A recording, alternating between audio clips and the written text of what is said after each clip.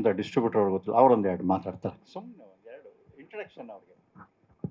ಈಗ ಈ ತುಂಬ ದೊಡ್ಡ ಪ್ರೊಫೆಸರ್ ಮಾತಾಡಾದ್ಮೇಲೆ ಅದೇ ವಿಷಯನ ಹೈಸ್ಕೂಲ್ ವಿದ್ಯಾರ್ಥಿ ಕೊಟ್ಟರೆ ಆಗಿರುತ್ತೆ, ಆಗಿದೆ ಪರಿಸ್ಥಿತಿ. ಬಾಬು ಅವರು ಉಸಿರು ರಕ್ತ ಎಲ್ಲಾನು ಸಿನಿಮಾನೇ. ನಾನು ಎಲ್ಲೋ ಬಡ ರೈತನ ಮಗ, ನಾನು ಒಬ್ಬ ಚಿಕ್ಕನ, ಅವರಷ್ಟು ಎಕ್ಸ್ಪೀರಿಯನ್ಸ್ ನನಗಿಲ್ಲ. ಆದರೆ ಎರಡು ಮಾತಲ್ಲಿ ನಾನು ಒಂದು ನೆನಪು ಮತ್ತು ಇನ್ನೊಂದು ಆಕ್ರೋಶದ ದನಿಯಲ್ಲಿ ನನ್ನ ಮಾತನ್ನು ಮುಗಿಸೋದಕ್ಕೆ ನಾನು ಇಚ್ಛೆ ಪಡ್ತೀನಿ. ಸುಮಾರು 78 ಅನಿಸುತ್ತೆ ಬಾಬು ಅವ್ರು, 78 ಅನಿಸುತ್ತೆ. ನಮ್ಮದು ಮಾಗಡಿ ರೋಡ್ ಇಲ್ಲಿಂದ ಒಂದು ಫರ್ಲಾಂಗ್ ನಮ್ಮ ಮನೆ ಇದ್ದು. ಬಾಬು ಅವ್ರದ್ದು ಸಿನಿಮಾ ರಿಲೀಸ್ ಆಗಿತ್ತು ನಾಗರಹೊಳೆ.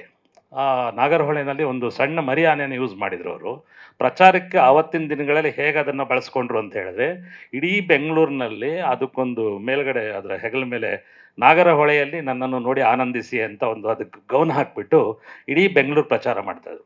ಆ ಆನೆ ನೋಡೋದಕ್ಕೆ ದೊಡ್ಡ ಕ್ರೌಡು. ನಾವು ಆನೆ ಅಲ್ಲೇ ಹಾಗೆ ಹೋಗ್ಬಿಡುತ್ತಂತೆ ರಾಜಾಜಿನಗರದಲ್ಲಿ, ಮಾಗಡಿ ರೋಡ್ಗೆ ಬರೋದಿಲ್ವಂತೆ, ನೋಡ್ಕೊಂಬಂದ್ಬೇಡ ಅಂತೆಲ್ಲ ಗುಂಪಾಗಿ ಬಂದು ಇಲ್ಲಿ ಆನೆಯನ್ನು ನೋಡಿ ಹೋಗಿದ್ದು ನೆನಪು. ಆ ಆನೆ ಮಾಲಕಿನ ಜೊತೆ ನಾನು ಮುಂದೆ ವ್ಯವಹಾರ ಮಾಡ್ತೀನಿ ಅಂತ ಖಂಡಿತ ನನಗೆ ಯಾವುದೇ ಒಂದು ಇದು ಇರಲಿಲ್ಲ. ಬಾಬು ಅವ್ರದ ಜೊತೆ ಇದು ನಂದು 4ನೇ ಸಿನಿಮಾ ಅನಿಸುತ್ತೆ. ಹೂವನ್ನು ನಾನು BKT ತೊಗೊಂಡಿದ್ದೆ, ಮುಂಗಾರಿನ ಮಿಂಚು, ಮತ್ತು ಕೋತಿಗಳು ಸಾರ್ ಕೋತಿಗಳು, ಮತ್ತು ಕುರುಗಳ ಕುರಿಗಳು ಕೆಲವು ಏರಿಯಾಗಳಿಗೆ ಮಾತ್ರ ತೊಗೊಂಡಿದ್ದೆ. ಸಂಪೂರ್ಣವಾಗಿ ಎಂಟೈರ್ ಕರ್ನಾಟಕ ಅಂತ ಮಾಡ್ತಾ ಇರೋದು ಅವ್ರ ಜೊತೆ ಈ ಸಿನಿಮಾನೇ. ನಾನು ಮೊದಲನೇದಾಗಿ ನಾನು ಮೊದಲೇ ಹೇಳಿದೆ, ಬಾಬು ಅವ್ರದ್ದು ಅವರು ಹುಟ್ಟ ಸಿನಿಮಾನೇ. ನಾವಾದರೂ ಸ್ವಲ್ಪ ಬೇರೆಗಳನ್ನ ಎಲ್ಲ ಒಂಚೂರು ಇಟ್ಕೊಂಡಿದ್ದೀವಿ ಹಳ್ಳಿನಲ್ಲಿ ಈಗಲೂ. ಸಿನಿಮಾ ಏನಾದ್ರು ಹೆಚ್ಚು ಕಡಿಮೆ ಆಯಿತು ಅಂದರೆ ಪರವಾಗಿಲ್ಲ, ಹೋಗಿ ಏನೋ ಒಂದು ರಾಗಿನ ಬೆಳ್ಕೊಂಡು ತಿನ್ಬೋದು ಅನ್ನೋ ಪ್ರಭಾವ. ಬಟ್ ಅವ್ರು ಆಗಲ್ಲ ಪಾಪ, ಅವ್ರ ಉಸಿರು ನಿದ್ದೆ ಎಲ್ಲವೂ ಸಿನಿಮಾನೇ ಅವರು. ಬಾಬು ಅವ್ರು ಮಾಡಿದ ತಪ್ಪುಗಳನ್ನೇ ನಾವು ಮಾಡಿದ್ದೀವಿ ಜೀವನದಲ್ಲಿ ಸಿನಿಮಾನಲ್ಲಿ. ಹಾಗಾದಾಗ 10 ಸರಿ ನಮ್ಗೆ ಅವಕಾಶಗಳು ಬಂದಾಗ್ಲೂ ನಾವು ಸಿನಿಮಾ ದುಡ್ಡನ್ನು ತೆಗೆದು ಮತ್ತೆ ಸಿನಿಮಾಗೆ ಹಾಕಿದ್ವಿ. ಬೇರೆಯವ್ರ ಥರ ಯೋಚನೆ ಮಾಡಿ ಅಕ್ಕಪಕ್ಕ ಸ್ವಲ್ಪ ಯೋಚನೆ ಮಾಡಿದ್ರು ನಾವು ಇವತ್ತೆಲ್ಲ ಇರ್ತಾ ಇದ್ವಿ. ಆದರೆ ಆ ಸಿನಿಮಾ ಪ್ರೀತಿ ಅನ್ನೋದೊಂದು ಇದೆಯಲ್ಲ, ಅದು ಕರ್ಕೊಂಡೋಗ್ಬಿಡುತ್ತೆ, ಅದು ಎಳ್ಕೊಂಡೋಗ್ಬಿಡುತ್ತೆ ಅಂದರೆ ತಪ್ಪಾಗಲಿಕ್ಕಿಲ್ಲ. ಸೊ ಹಾಗೆ ಒಂದು ವಾರದಿಂದ ಬಾಬು ಅವ್ರ ಬಗ್ಗೆ ಈ ಮಾತುಗಳನ್ನ ಕೇಳಿ ಮತ್ತೆ ನಾನು ಅದು ಹೇಳೋದು ಚೆನ್ನಾಗಿರಲ್ಲ. ಅವರ ಸಿನಿಮಾ ಪ್ರೀತಿ ಬಗ್ಗೆ ಯಾರೂ ಪ್ರಶ್ನೆ ಮಾಡೋ ಅಂಥದ್ದಲ್ಲ, ಅದು ಎಲ್ರಿಗೂ ಗೊತ್ತಿರೋ ವಿಚಾರ. ಇನ್ನೊಂದು ಆಕ್ರೋಶದ ಒಂದು ದನಿನ ನಾನು ಇಲ್ಲಿ ಎತ್ತಲೇಬೇಕಾಗಿದೆ. ಈಗ ಎಲ್ಲರೂ ಮಾತಾಡಿದಿರ ಬಗ್ಗೆ, ಅದು ನಾನು ಸ್ವಲ್ಪ ಅಧಿಕಾರಯುತವಾಗಿ ಮಾತಾಡಬಲ್ಲೆ. ಯಾಕಂದರೆ ಇವತ್ತಿನ ಪರಿಸ್ಥಿತಿ ಏನು ಅಂತ ಹೇಳಿದ್ರೆ, ಸಿಂಗಲ್ ಸ್ಕ್ರೀನ್ ಥಿಯೇಟ್ರ್ಗಳು ಮತ್ತು ಎಲ್ಲ ಡಿಸ್ಟ್ರಿಕ್ಟ್ ಹೆಡ್ ಕ್ವಾರ್ಟರ್ಗಳಲ್ಲಿ ಥಿಯೇಟ್ರ್ಗಳು ಮುಚ್ತಾ ಇದ್ದಾವೆ. ಬೆಂಗಳೂರು ಸಿಟಿನಲ್ಲಿ ಮಲ್ಟಿಲಿಂಗ್ಯುವಲ್ ಹೋಗೋ ಕಡೆ ಸಿನಿಮಾ ಥಿಯೇಟ್ರ್ಗಳು ಜಾಸ್ತಿ ಆಗ್ತಾ ಇದೆ, ನಿಜ, ಒಪ್ಕೊಳ್ತೀವಿ. ಆದರೆ ನಮಗೆ ಕನ್ನಡ ಚಿತ್ರರಂಗಕ್ಕೆ ಬೆನ್ನೆಲುಬಾಗಿತ್ತಂಥ ಚಿತ್ರಮಂದಿರಗಳು ಇವತ್ತು ಬಹುತೇಕ ಮುಚ್ಚೋಗ್ತಾ ಇದ್ದಾವೆ. ಯಾಕೆ ಅನ್ನೋದೊಂದು ಪ್ರಶ್ನೆ. ಆದಿತ್ಯ ಅವರು ಭಾಗದ ಹೇಳಿದರು, ಮಲ್ಟಿ ಸ್ಟಾರ್ ಕಾಸ್ಟ್ ಪಿಕ್ಚರ್ಗಳು ನಮ್ಮಲ್ಲಿ ಬರಬೇಕು ಅಂತ. ಇವತ್ತು ಮೋಹನ್ ಲಾಲ್ ಥರದವರು ವರ್ಷಕ್ಕೆ 4 ಸಿನಿಮಾ ಮಾಡ್ತಾರೆ, 5 ಸಿನಿಮಾ ಮಾಡ್ತಾರೆ. 75ನೇ ವಯಸ್ಸಿನಲ್ಲಿ ಮಮ್ಮೂಟಿ ಅವರು 4 ಸಿನಿಮಾ ಮಾಡ್ತಾರೆ, ರಜನಿಕಾಂತ್ ಅವ್ರು ಸಿನಿಮಾ ಮಾಡ್ತಾರೆ. ನಮ್ಮವ್ರಿಗೆ ಏನಾಗಿದೆ ನನಗೆ ಅರ್ಥ ಆಗ್ತಾಯಿಲ್ಲ. ಈ ಪ್ಯಾನ್ ಇಂಡಿಯಾ ಅನ್ನೋ ಒಂದು ಅಮಲನ್ನ ತಲೆಗೇರಿಸ್ಕೊಂಬಿಟ್ಟು ಎಲ್ಲರೂ ಪ್ಯಾನ್ ಇಂಡಿಯಾ ಅಂತಾರೆ. ಪ್ಯಾನ್ ಇಂಡಿಯಾ ಅನ್ನೋದು ನಾವು ಮಾಡೋ ಅಂಥದ್ದಲ್ಲ, ಅದಾಗದೇ ಆಗಬೇಕು. ನನ್ನ ಭಾವನೆಯಲ್ಲಿ ಪ್ಯಾನ್ ಇಂಡಿಯಾ ಅನ್ನೋದು ಅದಾಗದೇ ಆಗಬೇಕು. ನಾವು ಪ್ಯಾನ್ ಇಂಡಿಯಾ ಮಾಡೋಕ್ಕೆ ಹೋದಾಗ ಅದು ಪ್ಯಾನ್ ಎಲ್ಲೆಲ್ಲೋ ವಾಲ್ಕೊಂಬಿಡುತ್ತೆ ಒಂದೊಂದು ಸರಿ.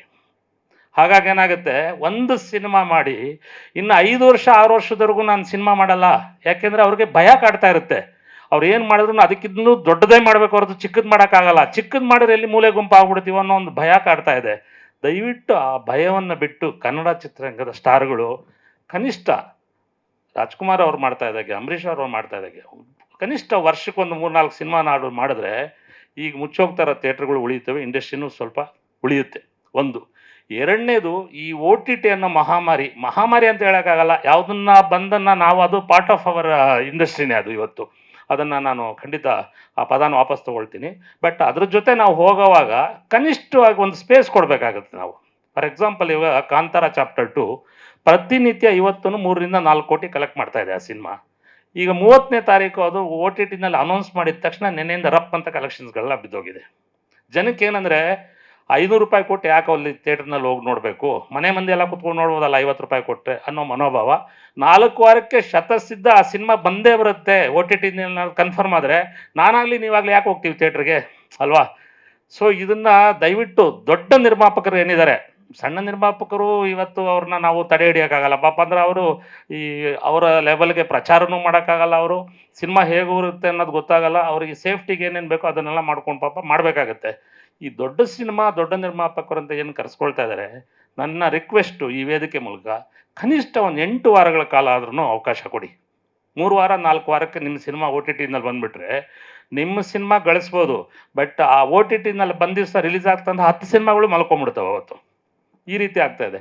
ದಯವಿಟ್ಟು ಇದು ನನ್ನ ಕಳಕಳಿಯ ಪ್ರಾರ್ಥನೆ. ದೊಡ್ಡ ಸಿನಿಮಾಗಳು ಈ ಮೂಲಕ ನಾನು ರಿಕ್ವೆಸ್ಟ್ ಮಾಡ್ತಾ ಇದ್ದೀನಿ. ಕನಿಷ್ಠ 8 ವಾರಗಳ ಅವಕಾಶ ಕೊಟ್ಟರೆ ಸಿನಿಮಾ ಇಂಡಸ್ಟ್ರಿ ಇನ್ನೊಂದು 8-10 ವರ್ಷನಾದರೂ ಬದುಕುತ್ತೆ. ಇಲ್ಲಾಂದರೆ ಬೇರೆ ಥರದ ಸ್ವರೂಪದಲ್ಲಿ ಸಿನಿಮಾ ಇರುತ್ತೆ. ಸಿನಿಮಾ ಯಾವತ್ತೂ ಸಾಯೋದಿಲ್ಲ. ಸಿನಿಮಾ ಇರುತ್ತೆ. ಆದರೆ ಸಿನಿಮಾಗೆ ಅದರ 3 ವಲಯಗಳಲ್ಲಿ 1 ವಲಯ ಮಾತ್ರ ಉಳ್ಕೊಳ್ಳುತ್ತೆ. ಇನ್ನೆರಡು ವಲಯಗಳು ಸತ್ತೋಗ್ತವೆ ಅನ್ನೋದನ್ನು ಮಾತು ಹೇಳಿ ಮುಗಿಸ್ತಾ ಇದ್ದೀನಿ. Thank you. ಇಲ್ಲ, ಇದಕ್ಕೆ ಒಂದು ಸ್ಮಾಲ್ ಉತ್ತರ ಕ್ಲಾರಿಫಿಕೇಶನು. ಇದು ಇಂಟ್ರೆಸ್ಟಿಂಗ್ ಮತ್ತು ಇನ್ಫಾರ್ಮೇಟಿವ್ ವಿಡಿಯೋಗಳನ್ನ ಮಿಸ್ ಮಾಡ್ಕೋಬೇಡಿ. ಈಗಲೇ ಸಬ್ಸ್ಕ್ರೈಬ್ ಮಾಡಿ.